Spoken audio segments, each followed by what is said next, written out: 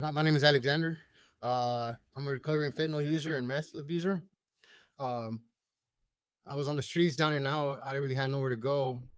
My family looked into getting myself into a program. At first, I wasn't willing to. A couple of days passed by, and I said, "Why not give it a shot?" I went to an inpatient called This House New Creations. Actually, they made me feel at home. Uh, they made me they made me realize that there's help out there if you really want it. You just can't just say, "I'll leave it up to God," because He'll do His part, but you got to put your part into it. After that, I came to Outpatient right here in Ontario, New Creations as well. I've been sober for about 265 days or something around there. Um, they made me realize that it's not easy, but if you put the work in, the footwork, it's possible.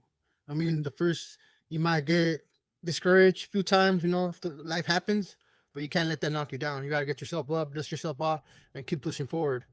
Um, for me, it was knowing that one more hit of Fetty could take me out and never be around again. So, and New Creations also helped me realize that my family still wants me around, regardless of the stuff I done.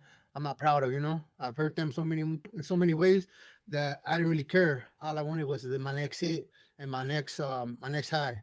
I would do anything and everything to get it. It didn't matter who got in my way. But today I could say I'm happily sober and it's life's going good. They helped me get a job. They helped me realize that my life's worth saving. You know, not not everybody gets that opportunity. You hear of countless of overdoses, and I didn't want to be one of those that gave up on life just because I wasn't ready. But if you really put your feet in, put your work in, you could accomplish anything. It's not easy. Give a call for anybody that needs help. New Creations and Claremont. It's a good place, and they really show that they care, and they'll help you get to wherever you want to get, as long as you're willing to put the work in.